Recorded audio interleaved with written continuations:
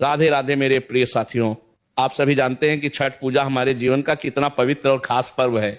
यह केवल एक व्रत नहीं बल्कि मन की शुद्धता और सच्चे विश्वास का प्रतीक है। इस दिन हम अपनी पूरी भक्ति के साथ सूर्य देव और छठी माई का आशीर्वाद प्राप्त करते हैं ताकि हमारे जीवन में सुख, शांति और उजाला बना रहे।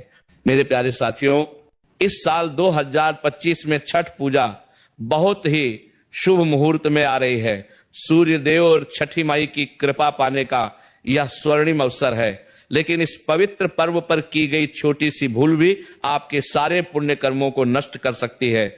आज हम आपको बताएंगे छठ पूजा 2025 का पूरा कार्यक्रम, वो काम जो भूल कर भी नहीं करने चाहिए, और जानिए वो अचूक उपाय जो आपके जीवन को सूर्य की तरह उजाला और सुख समृद्धि से भर देगी।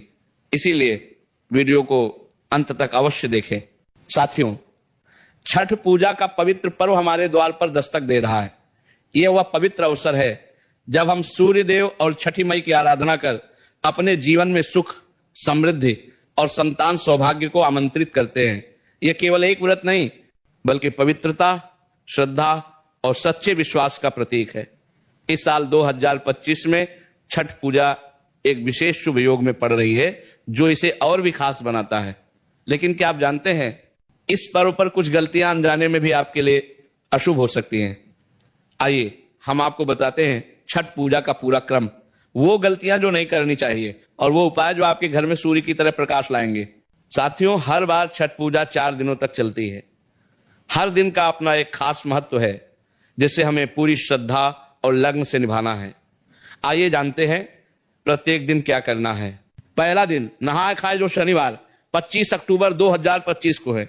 मेरे प्रिय साथियों, छठ पूजा की शुरुआत नहाय खाए से होती है। इस दिन व्रती सुबह सवेरे पवित्र नदी, तालाब या घर में शुद्ध जल से स्नान करते हैं।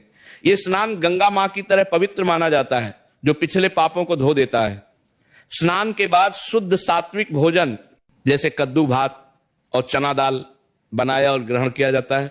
साथियों, यह भोजन शरीर और मन को शुद्ध करता है ताकि व्रत की शुरुआत पवित्रता के साथ हो।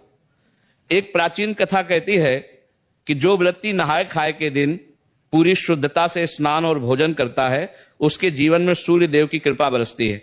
इसलिए सूर्योदय से पहले स्नान करें और घर को भी स्वच्छ रखें। दूसरा दिन खरना जो रविवार 26 अक्टूबर 2025 को है। मेरे प्रिय साथियों, खरना का दिन तपस्या का दूसरा चरण है। इस दिन व्रती पूरा दिन निर्जला उपवास रखते हैं, यानी बिना पानी और भोजन के। यह उपवास मन को संयम और धैर्य सिखाता है। शाम को सूर्यास्त के बाद गुड़ की खीर और रोटी बनाकर सूर्य देव और छठी माई को भोग लगाया जाता है।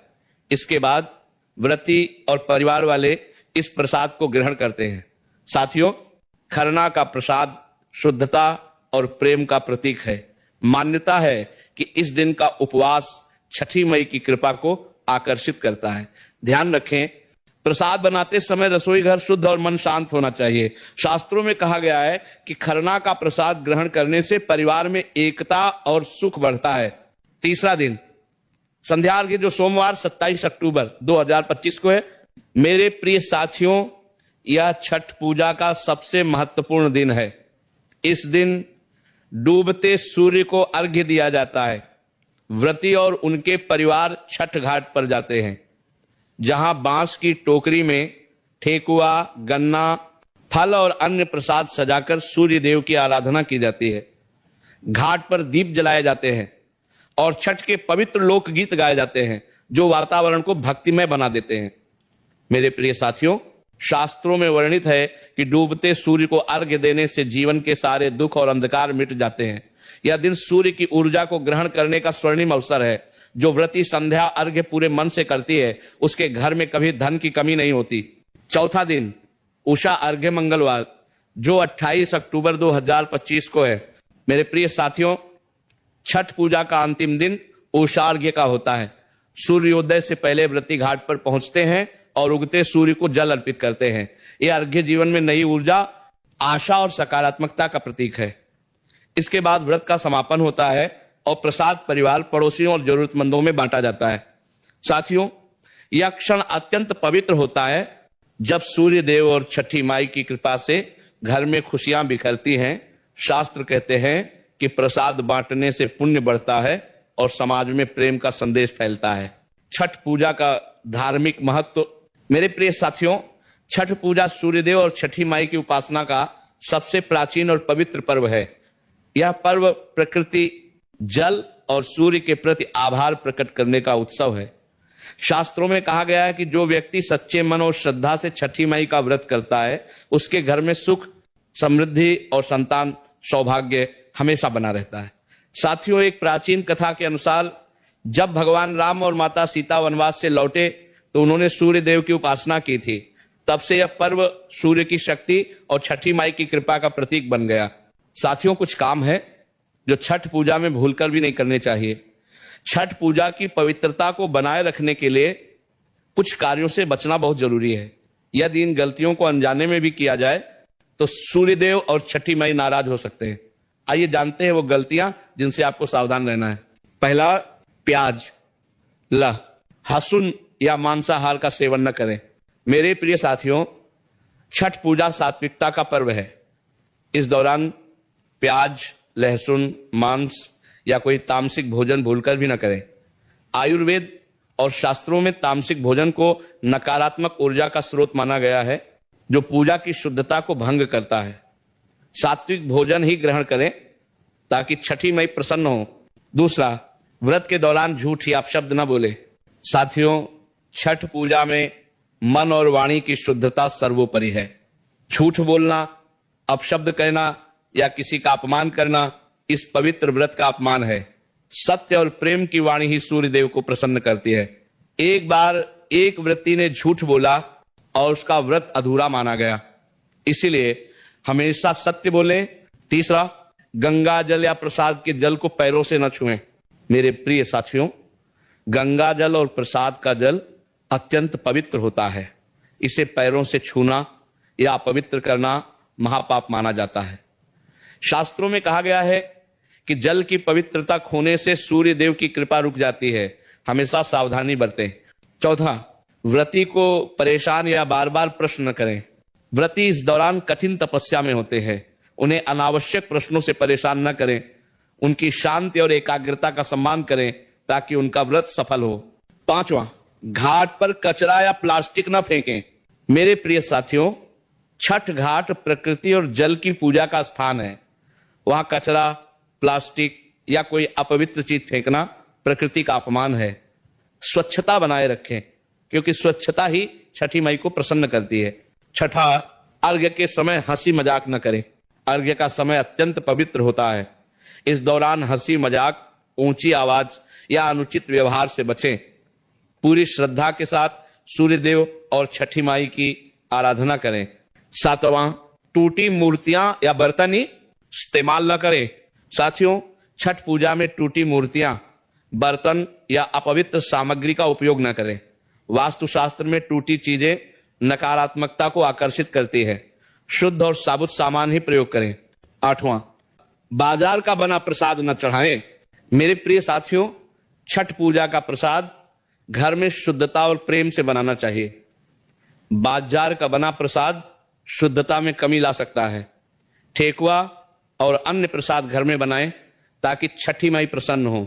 नौवां, किसी से झगड़ा या गुस्सा न करें। छठ पूजा का समय प्रेम और शांति का है। किसी से झगड़ा, क्रोध या बुरा व्यवहार न करें। शास्त्र कहते हैं कि क्रोध से घर की सकारात्मकता नष्ट हो जाती है। प्रेम और शांति बनाए रखें।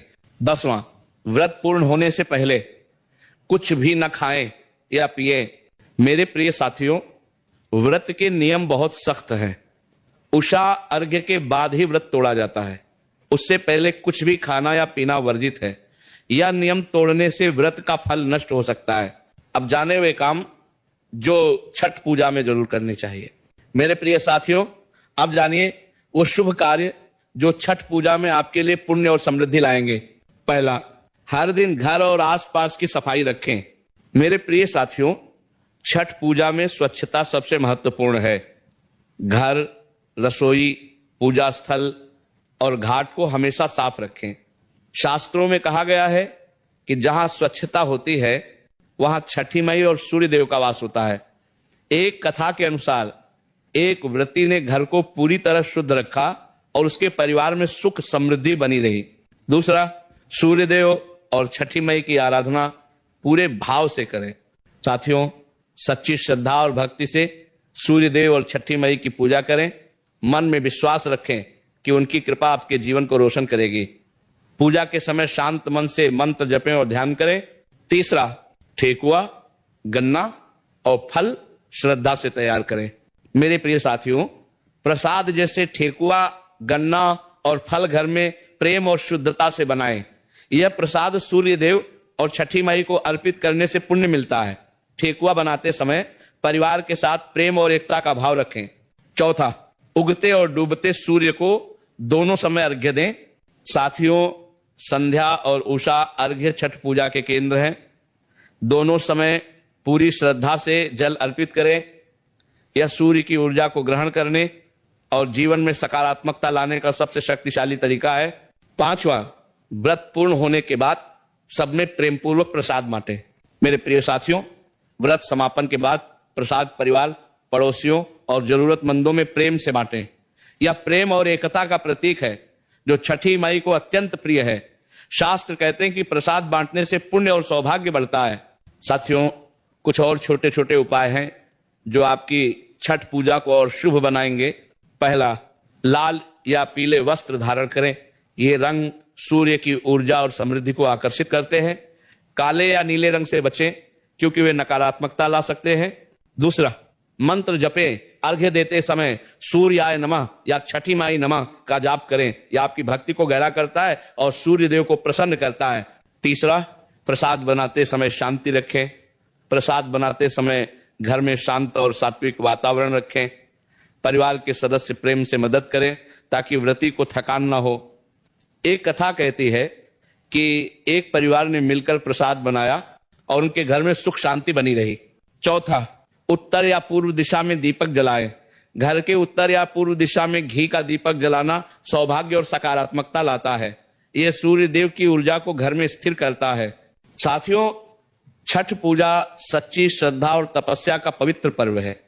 जो व्यक्ति मन, वाणी और कर्म से पवित्र रहकर सूर्य देव और छठी माई की पूजा करता है, उसके घर में सूर्य की तरह प्रकाश और सुख कभी कम नहीं होता। यह पर्व हमें सिखाता है कि प्रकृति और विश्वास के साथ जीने से जीवन के सारे अंधकार मिट जाते हैं। मेरे प्रिय साथियों, इस छठ पूजा पर अपने मन को शुद्ध करें, परिवार के साथ प्रेम बढ़ाएं और छठी माई की कृपा से अपने जीवन को सूर्य की तरह चमकाएं।